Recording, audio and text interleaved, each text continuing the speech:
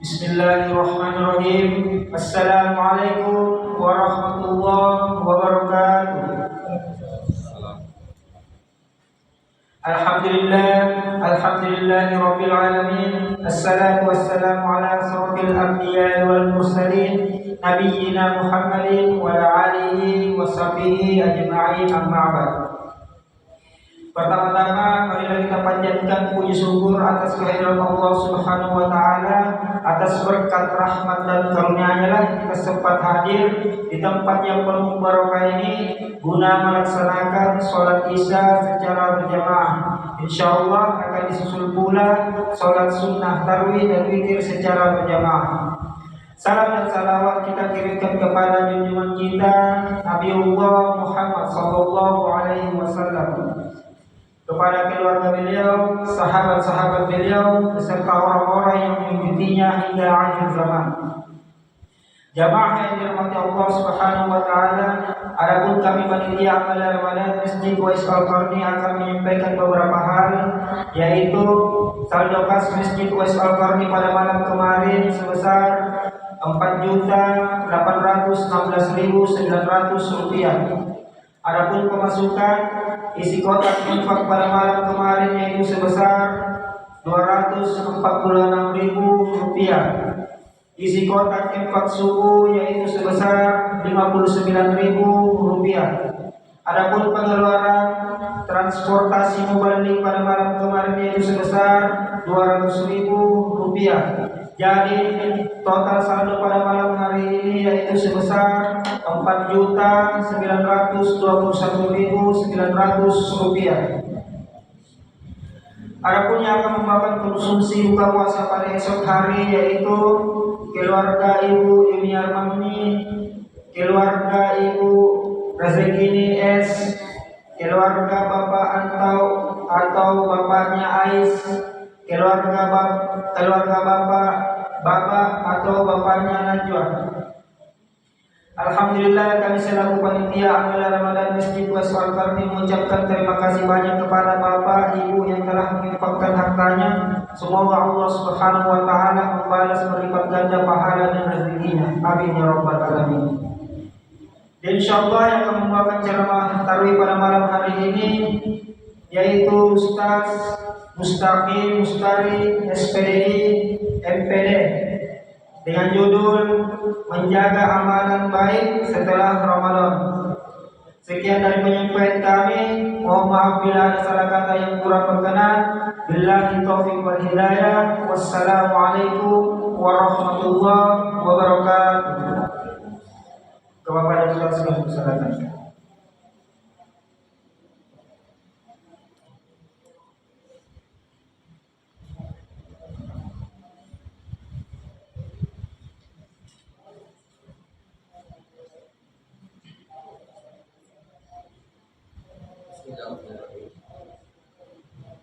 Assalamualaikum warahmatullahi wabarakatuh. Alhamdulillahilladzi farada 'ala 'ibadihi as-siyam wa ja'alahu mutahhiran li anfusihim min adh-dhunubi wal atham. Asyhadu an la ilaha illallah wahdahu la syarika lah, al-malikul wahidul qayyum, wa asyhadu anna Muhammadan 'abduhu wa rasuluh, afdalu man shalla wa sham ووقف المشاعر وقف في المسجد الحرام صلى الله وسلم وبارك عليه وعلى آله وأصحابه الطيبين الأعلام. Yang terhormat Allah Subhanahu wa taala, kita sudah berada di ujung dari bulan Ramadan dan tetap kita ingat baik-baik bahwasanya Ramadan belum berakhir, sehingga semangat kita seharusnya masih terus ada, karena nafas-nafas kita di bulan Ramadan tentunya berbeda dengan nafas-nafas di luar bulan Ramadan. Setiap amalan yang kita lakukan, ketaatan, ibadah di dalam bulan Ramadan tentunya berbeda pahalanya dibandingkan dengan di luar bulan Ramadan. Maka tetap kita memanfaatkan dari waktu yang tersisa. Bukan hanya itu, untuk perkara kebaikan saja Ya, dalam sebuah hadis disebutkan, "Idza qamatis sa'ah", andai kata hari kiamat sudah mau terjadi. Kemudian kata Nabi, "Wa biyadi ahadikum fasila." Terus di tangan kanan itu masih ada bibit. Maka kata Nabi, maka hendaklah dia tanam. Misalnya besok sudah terjadi hari kiamat. Andai kata seperti itu, masih ada di tangannya bibit, hendaklah dia tanam. Masya Allah. Bahkan seandainya akan terjadi hari kiamat, tapi masih ada kesempatan untuk menanam bibit-bibit tersebut, kata Nabi, tangan itu, silakan tanam. Masya Allah. Menunjukkan bahwa seseorang itu harus istiqomah, ya, dengan kesempatan yang tersisa. Terus semangat. Ya. Dan Masya Allah, tema yang diberikan pada malam hari ini yaitu menjaga amalan baik, amalan soleh setelah Ramadan. Artinya kita, ya, diminta untuk istiqomah atas amalan-amalan baik yang telah kita jaga buat di bulan Ramadan. Nah, di bulan Ramadan kita telah benar-benar dicelupkan, dibiasakan dengan amalan-amalan soleh. Mulai dari berpuasa, siangnya kita dibiasakan lapar, kemudian malamnya kita dibiasakan untuk sholat, baca Quran baik siang ataupun malam, kemudian dibiasakan untuk bersedekah, berinfak, punya rasa peduli. Nah, tentunya hal ini kita berusaha untuk menjaganya. Dan untuk menjaga ini, maka subhanallah butuh kesungguhan, butuh perjuangan. Karena memang berat. Karena itulah mengapa ayat yang paling terberat yang turun kepada Nabi kita Muhammad SAW yaitu akhir surah Hud. Apa itu? Wastaqim kama umirta wa man taba ma'aka wa la tatghaw. Dan hendaklah engkau istiqomah. Maka pada satu waktu Nabi SAW dikatakan pada beliau, sahabat bertanya, "Syibta ya Rasulullah, ya Rasulullah kamu sudah beruban." Maka beliau mengatakan, "Syaibatni Hud wa akhwat." Surah Hud sudah membuat saya beruban dan saudara-saudaraku. Maksudnya surah-surah yang saya bisa dengan surah Hud. Dan di antara kandungan surah Hud, fastaqim, istiqomahlah. Kama umirta, terhadap apa yang telah diperintahkan. Karena memang istiqomah itu sesuatu yang sangat berat. Terus menjaga sholat malam kita, jamaah kita di masjid, itu berat. Membutuhkan kesungguhan dan kejujuran serta keikhlasan yang paling utama. Maka olehnya, ya, keistiqomahan ini adalah amalan yang sangat besar. Bahkan disebutkan karomah yang paling besar.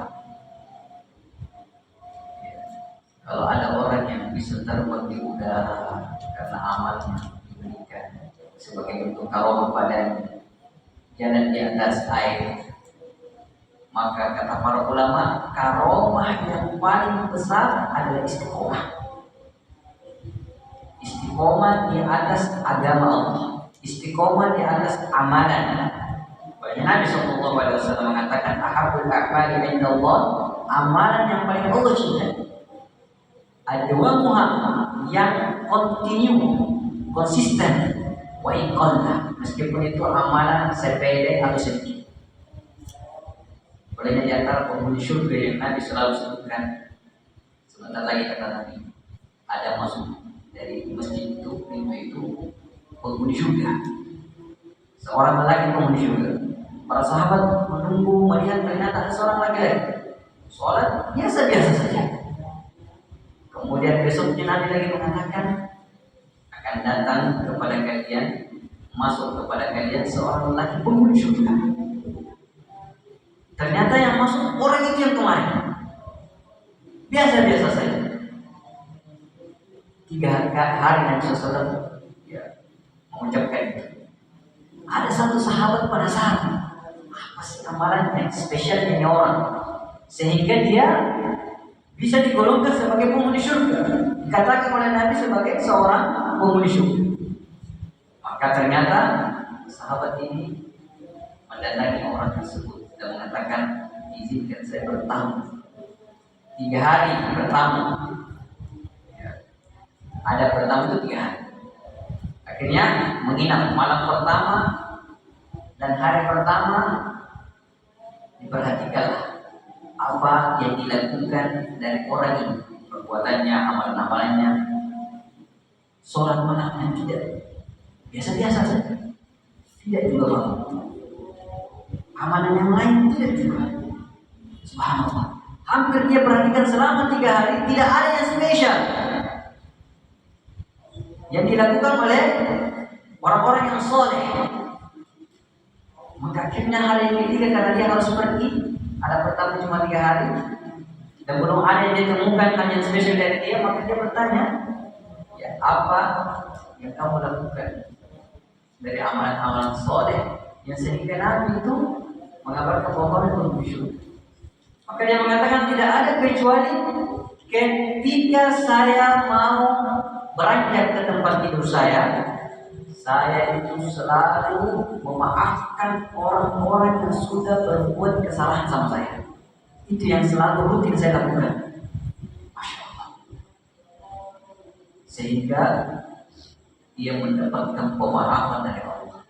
Amalan ringan, amalan sepele, tapi rutin dilakukan, itu Allah Subhanahu wa Ta'ala cintai.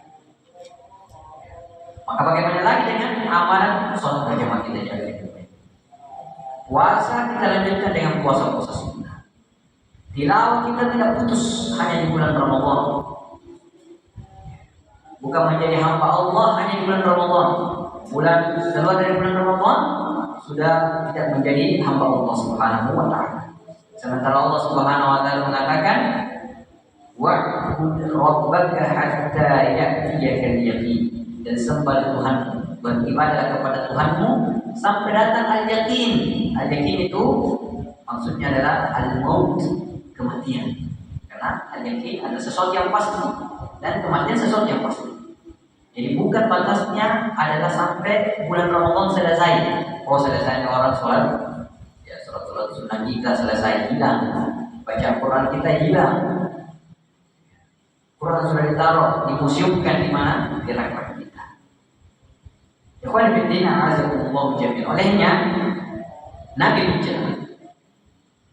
Allah Subhanahu wa Ta'ala mencela orang-orang yang sudah membangun ibadahnya dengan baik namun kemudian dia telantarkan, hilang. Nabi pernah mengatakan, wahai Abdullah, jangan seperti si fulan, jangan kamu seperti si Anu. Dia dulu melakukan sholat malam, kemudian dia tinggalkan. Kemudian Allah Subhanahu wa Ta'ala berfirman, wala takunu, kalian jangan seperti kallati naqadat ghazlaha, perempuan yang bikin jahitan tenungan, kemudian mimpak dikuatin angkat. Setelah dia buat kokoh, bagus dia rajut, dia penjahit, dia bikin tenungan. Setelah itu dia cerabaikan, dia lepas, uraikan satu-satu benangnya sampai tidak tersisa. Maksudnya sesuatu yang sudah dia buat, dia buat jadi sia-sia dengan lepas satu-satu. Amalan yang dia sudah bangun di bulan Ramadan hilang sia-sia, satu-satu hilang ketika lepas bulan Ramadan. Maka olehnya kita tutup dengan beberapa kiat-kiat agar kita tetap istiqomah di atas amalan-amalan yang kita buat. Karena memang ini bukan dalam hal ibadah saja kita butuh istiqomah sebenarnya, tapi dalam kehidupan. Bahkan Allah melarang kita untuk selalu istiqomah konsisten.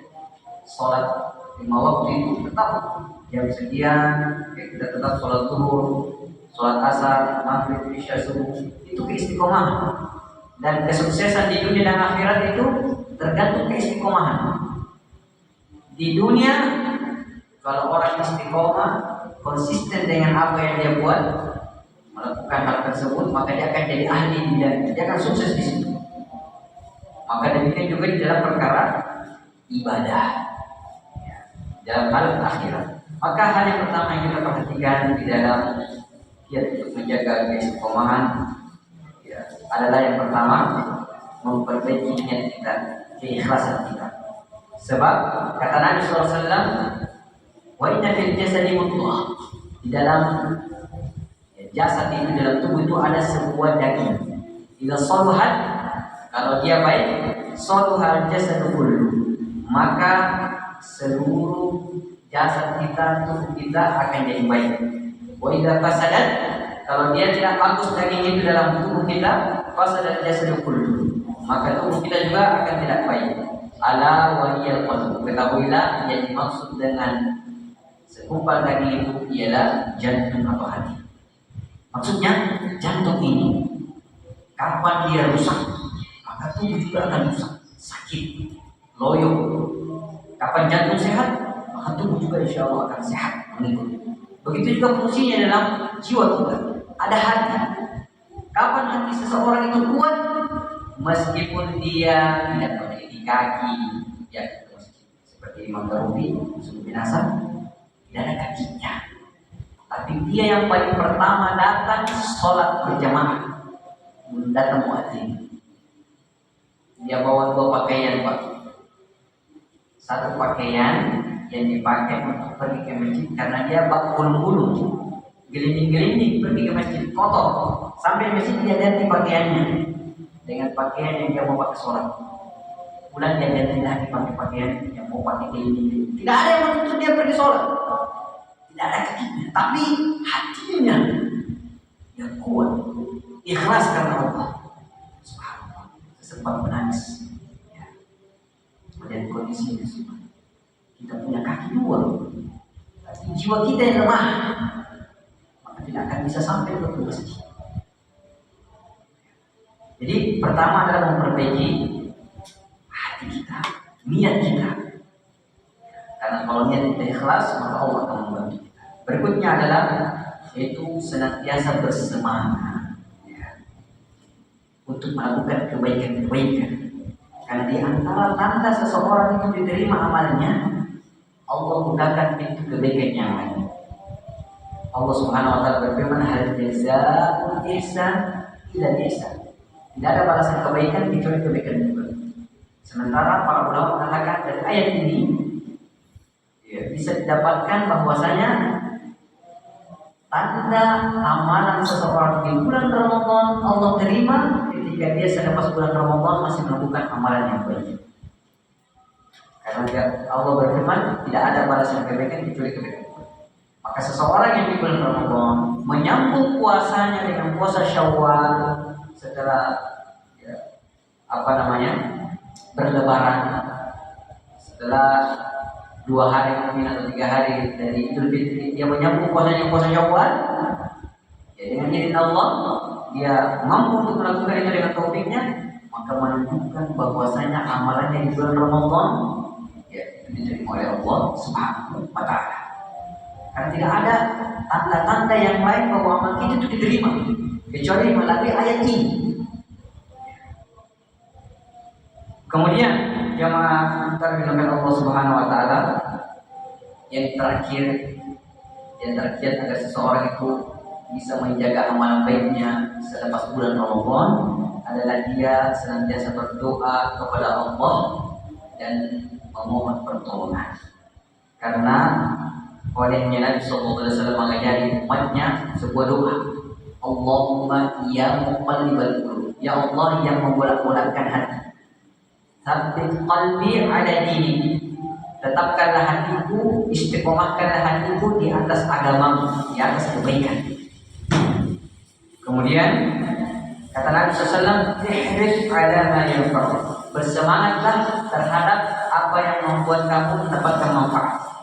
Wasta'in billah, dan minta tolonglah sama Allah Subhanahu wa taala, memohonlah pertolongan di dalam kebaikan.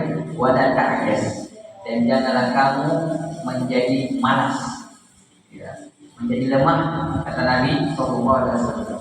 Oleh Sebenarnya di antara doa yang diajarkan Nabi yang kita rutinkan selepas sholat di akhir dari tahiyat, kita mengatakan atau kita berdoa, Allahumma a'inni ala dzikrika. Ya Allah, saya memohon kepadamu pertolongan untuk senantiasa bisa berzikir dan mengingat kepadamu. Wa syukrika, bisa terus bersyukur kepadamu. Kemudian wa husni ibadatik, dan senantiasa beribadah kepadamu dengan cara yang baik, dengan cara yang terbaik. Nah, ini diantara kiat agar seseorang itu istiqomah menjaga amalan lainnya selepas Ramadan. Semoga Allah Subhanahu wa taala memberikan kita taufiknya untuk senantiasa istiqomah di atas kebaikan dan di atas agamanya. Amin ya rabbal alamin. Demikian yang kami dapat sampaikan, semoga bermanfaat. Subhanallah wa bihamdika, asyhadu an la ilaha illa anta, astaghfiruka wa atubu ilaik. Assalamualaikum warahmatullahi wabarakatuh.